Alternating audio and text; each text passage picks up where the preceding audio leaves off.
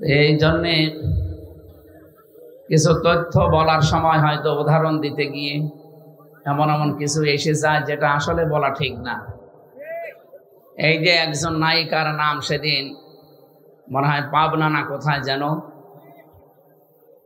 হযরত হাওয়া আলাইহিস সালাম তার চেহারার যে বর্ণনা আল্লাহ কোরআনে কারিমে দিয়েছেন, তাফসীরের ভেতরে পড়েছি, তারা বিশ্ব সুন্দরী ছিল। তাদেরকে বলা যায় হযরত জুলাইখা, ইব্রাহিম নবীর বড় স্ত্রী হযরত সারা রাদিয়াল্লাহু তাআলা আনহা এবং নবীজির মেয়ে ফাতেমাতুজ জোহরা, তারা এই পৃথিবীতে সুন্দরী ছিল না?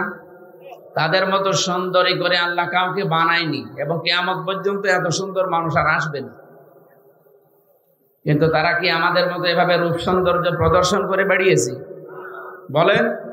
আমি এই উদাহরণ দিতে গিয়ে বলেছিলাম যে এখন যারা বিশ্ব সুন্দরের তালিকা, এই যে দূরে কি ফিশান নাকি নাম, রশ্মিকা, এগুলো আমি পড়েছিলাম, যুগান্তর পত্রিকায় দেয় মাঝে মাঝে, পেপার পত্রিকা পড়ে দেখেছি যে এদেরও তালিকা আসে, এদের যে চেহারা দেওয়া থাকে, কোথায় হযরত হাওয়া আলাইহিস সালাম আর কোথায় এই নায়িকা।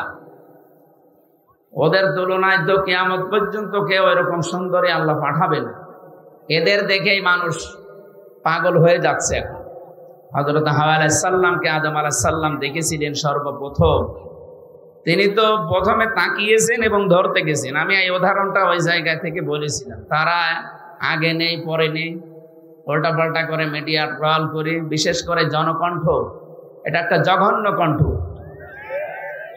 এদেশের বহু আলেম এবং শহীদ আল্লামা দেলাওয়ার হোসেন সাইদি রহমতুল্লাহ আলাইহি বহুবার বলেছে, জনকণ্ঠ এটা পত্রিকা না, এটা ভারতের এজেন্ট। আপনারা এই পত্রিকা কেনেন কোন কারণে? এটা কিনলেও বাচ্চাদের টয়লেট পরিষ্কার করার জন্য কিনবেন, কারণ যত রকমের আগে নেই পরে নেই, মাঝখান থেকে একটা কথা জুড়িয়ে মানুষকে কালার করে, এরা মানুষের চরিত্র হনন করে। আর পৃথিবীতে সবচাইতে বড় গুনাহ এটা। কিছু মানুষ বুঝে না বুঝে ফেসবুকের মাধ্যমে কিছু আলেম নামে জালেম, এরা আন্দাজে এক কথা আমার নামে লাগিয়ে দিল। আরে ভাই, আপনি তো বুঝবেন আমি 1-1.5 ঘন্টা কথা বলি, 2-1টা কথা তো স্লিপ অফ টাং হতেই পারে। আল্লামা সাঈদী সাহেবেরও হয়েছে। কোন বুজুর্গ কথা বলতে বলেন তো 1-1.5 ঘন্টা দেখি ওর 10টা ভুল ধরতে পারে কিনা দেন। জালেমরা আমার জীবনটা শেষ করে দিয়েছে, এরপরও কিছু কথা বলার জন্য আমি তো আসতে চাই না। আপনারা তো নিয়ে আসেন। ডাক্তার আমার বলছে রাত 10টার পরে জেগে থাকবেন, আপনার কিন্তু আবার ওই অবস্থা হয়ে যাবে। আমি আসতে চাই না, হাত পা ধরে পা ধরে, আমার বাবার হাত ধরে আমার বাবার পা ধরে নিয়ে আসেন। আর নিয়ে আসার পরে একটু স্লিপ অফ টান হলে সেইটা নিয়ে আপনি মিডিয়া টল করেন। আপনার লজ্জা নেই? জালেম তো যা পালিয়েছে তার চাইতে বড় জালেম আপনি দেখছে এখন। আর আমি কি ওই উদ্দেশ্য নিয়ে বলেছি? আমার মনের খবর আল্লাহ জানে না? আর সেই উলঙ্গ মহিলাকে আমার সামনে লাগিয়ে দিয়ে বলছে হুজুরের সাথে বিয়ে করবে। মানুষের কমন সেন্স কোথায় গেছে? বিবেক মনে হয় মরে গেছে। আমরা বাঁচি না, দেশ নিয়ে চিন্তা করছি কি অবস্থা দাঁড়িয়েছে এখন। আর শয়তান আছে মানুষের পেছনে লাগানো। মানুষের দোষ ত্রুটি যারা বর্ণনা করে বেড়ায়, খালি মানুষের দোষ ত্রুটি যারা অনুসন্ধান করে বেড়ায়, আপনি মনে করবেন এদের জন্মের সমস্যা, সেগুলো যার সন্তান। ফেসবুকে যারা দেখবেন যার তার নামে উল্টাপাল্টা কিছু লেখে, সে যার নামেই হোক, যার নামে উল্টাপাল্টা লিখবে, আপনি 100 ভাগ সঠিক না হয়ে লিখতে পারেন। আর মনের খবর আপনি জানেন না। কথা বলেন না কেন? এজন্য সাবধান হবেন, কারণ আপনার সব কথা কিন্তু রেকর্ড হচ্ছে। আমি হয়তো কিয়ামতে বেঁচে যাবো, কেমন ধরা খাবো, আমার কি ক্ষতি হবে? কিছু হবে। 10টা মাহফিল বন্ধ হয়ে গেলে, এদেশ বন্ধ হয়ে গেল, বা পৃথিবী নেই, আল্লাহর দুনিয়া ছোট নাকি? মানুষের পেছনে এই জঘন্য কণ্ঠ, জনকণ্ঠ আর কেউ কিনবেন না মুসলমানেরা। যদি কেউ 10 টাকা 8টা দিয়ে কেনে, এই টাকাগুলো মনে করবেন পানিতে ফেললাম যখন, বাচ্চাদের টয়লেট পরিষ্কার করবে। এগুলো ভারতের এজেন্ট। শেষ করে ফেললে প্রতিবেশী নামে এই কলঙ্ক যারা মসজিদ গুলো ভেঙ্গে ভেঙ্গে এখন মন্দির বানাচ্ছে। আবার বলছে আজমির শরীফও নাকি 1000 বছর আগে এখানে মন্দির ছিল, জবাই করার দরকার পড়বে।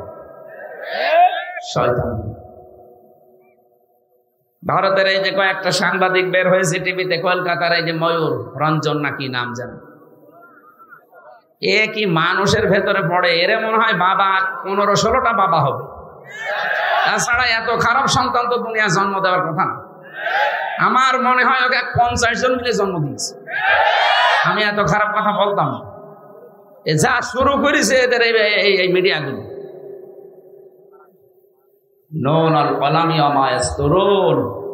আল্লাহ তাআলা বলে সাবধান, আমি কিন্তু কলমের কসম করলাম এবং কলম দিয়ে মানুষ যা লেখে এইটারও কসম দিলাম। আপনি হয়তো থাকবেন না, আমিও আর 50 বছর পরে থাকবো না, কিন্তু এটা থেকে যাবে।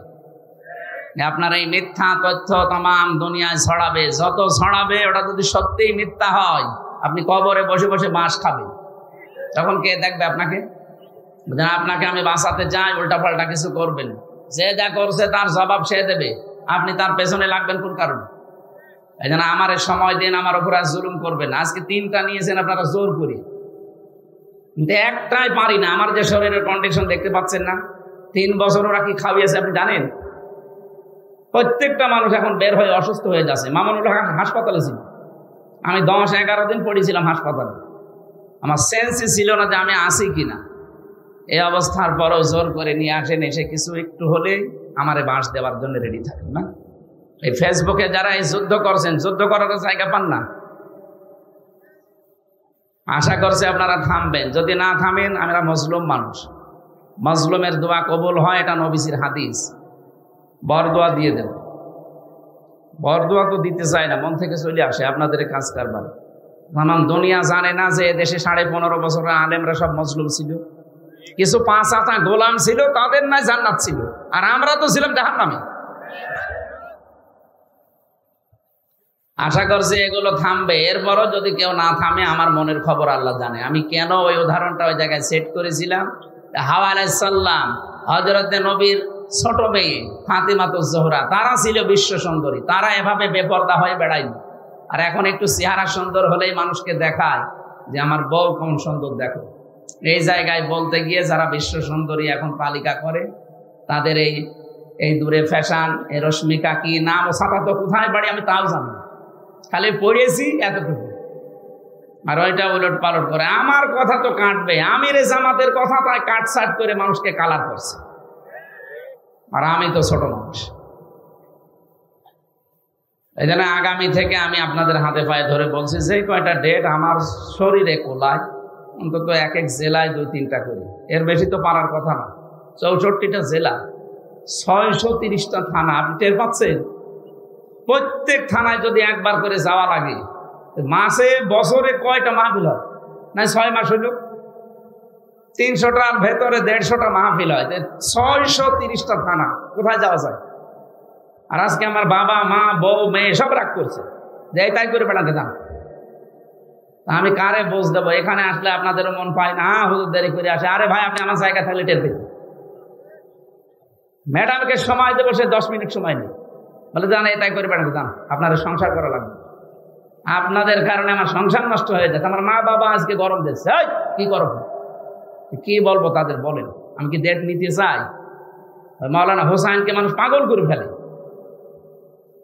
আমি আবার বলছি, আপনার হাতে পায়ে ধরে, সারা দেশে এটা যাচ্ছে, সবাইকে বলছে, আন্দাজে ভুল বুঝবেন না। আর কিছু মানুষ প্রতারণার শিকার হচ্ছেন। এই শেষে 16 একটা নাম্বার আছে, এটা এক হিন্দুর নাম্বার, নয়ন দাস। এই শয়তান কিছু মুসলমান মিডিয়ার সাথে হাত করে আমার ছবি পেছনে লাগিয়ে কম্পিউটারের মাধ্যমে ওরা মানুষের কাছে টাকা নিচ্ছে যে হুজুর ডেট দিচ্ছে, অথচ আমার ডেট খালি নেই, সারা দেশ জানে। এই কিছু মানুষ অজ্ঞ আবেগে টাকা দিচ্ছে, 10,000 5,000 করে দিয়ে ধরা খাচ্ছে। পোস্টার ছাপিয়ে বলছে আমাদের পোস্টার হয়ে গেছে, আপনি আসেন। আসবো মানে? আমার ওই দিন মাহফিল চট্টগ্রাম, আর আপনি দিয়েছেন সিলেটে, আমি যাবো কি করে? আর আপনার মাহফিল আমি জানিই না। এই জন্য আমি আবার আহ্বান করছি, এই 16 নাম্বারটা যদি ধরতে পারেন কেউ, ওরে পিটিয়ে মেরে ফেলবে, এতে যা হয় আমি দেখব। এই শয়তানের কারণে সারা দেশ থেকে মানে মুসিবতের শেষ নেই, মানুষও ধোকা খাচ্ছে। এই যে এতগুলো মানুষ এখন যদি ধোকা খেত, আমারা যদি দাওয়াত না দিতে বলতো, 16 নাম্বার প্রতারকের কাছে আর 70, এই দুইটা, এটা রবি নাম্বার, শেষে 16 একটা, শেষে 70 একটা। এরা বিভিন্ন জায়গা থেকে কম্পিউটারে খুব পারদর্শী, বিভিন্ন জায়গায় আমার ছবি এখানে পেছনে লাগিয়ে বলছে মুখ নড়াচ্ছে। এত চালাকের আর এত এত এক্সপার্ট, কত প্রশাসনকে দিলাম যে ভাই ধরে দিন, না কেউ পারছে না। এখন আমি কি করব? কালকেও মাহফিলে চট্টগ্রামে ধোকা দিয়েছে মানুষকে, সেখানে বলে 1.5-2 লাখ মানুষ। বলছে হুজুর দাওয়াত নিয়ে আসে না, অথচ আমি জানিই না ওই 16 নম্বরে ধোকা খেয়েছে, এই ময়মনসিংহ সেদিন ধোকা খেয়েছে, সিরাজগঞ্জ গোল চত্বরে ধোকা খেয়েছে, কিচ্ছু জানি না। এরা আন্দাজে মানুষ জমা করছে, আর নাম শুনলে তো এখানে 1-1.5 লাখ মানুষ হয়ে যায়। এটা বারবার সরাতে পারো না। মিডিয়ার গুলো কি করে এরা, নাকি এরা ওর সাথে জড়িত আছে? না না, এর থাকতে পারে না, না ধরতে পারো না, কি করো কি গ্রুপ চালায়, একে গ্রুপে দেওয়া যায় না যে 16 নম্বরে 70 নম্বরে কেউ ধোকা খাবেন না, এইগুলো ছড়াতে পারো। রাশমিকার নাম মুখ দিয়ে একবার বের হইলে সেটা ছড়াতে পারো, আর এটা না।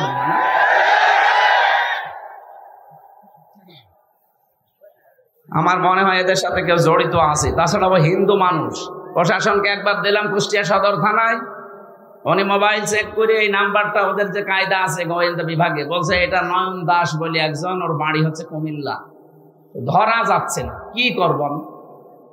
কাউকে একটা টাকাও দেবেন না আমার নামে, একটা টাকা না, 4 আনা পয়সাও দেবেন। আমার বাবাও যদি বলে যে আমার বাবা কথা বলছে, না আমি টাকা পয়সা নেই না আগে থেকে, আপনি যা আসার পরে দেবেন এইটাই যথেষ্ট।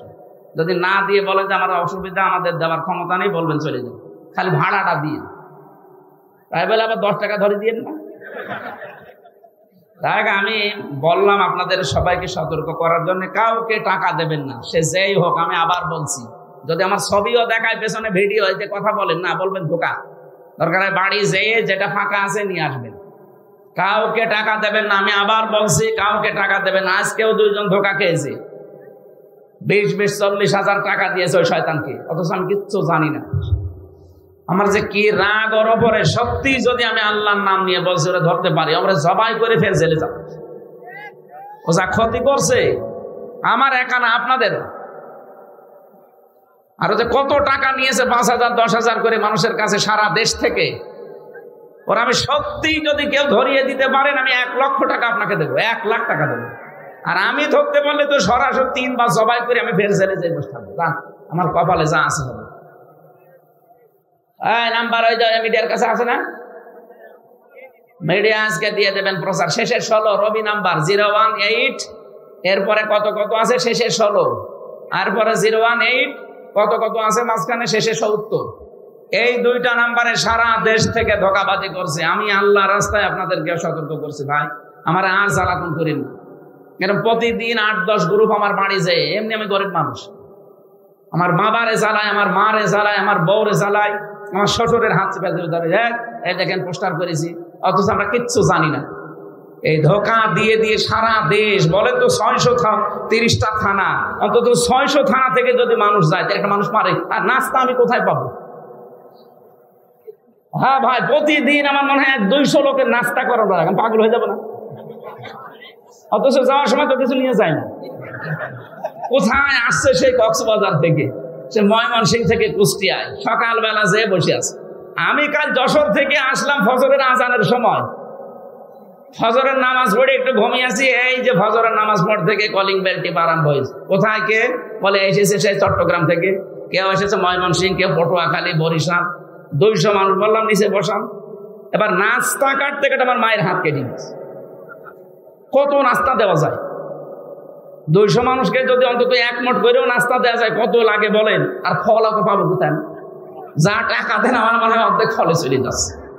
আমি আশা করছি আর যেন না আমার বাড়ি, আমি মাপ চাচ্ছি ভাই, আর কেউ গেলে কিছু নিয়ে যে একেবারে খালি হাতে চলে যান। আপনারা তো লজ্জা করে টাকা দেন যে হুজুর এত ফল পাবে কোথায়? আর ফল কাটার জন্য 2 জন লোক লাগে। আমার শাশুড়ি আর আমার মা পাগল হয়ে গেল, বলছে তুমি এসব বাদ দাও। দেখ, বেশি বললাম এটা প্রচার করার জন্য, কেউ যেন এরকম ধোঁকা খাবেন না। 16 নাম্বার আর 70 নাম্বার শেষে। আল্লাহ তুমি আমাকে আর আমাদেরকে সতর্ক হওয়ার তৌফিক দাও, আমিন। এটা যে সুন্দর করে সাজিয়েছেন, এটা যদি রাতের বেলা হতো এর চাইতে ডবল মানুষ আসত।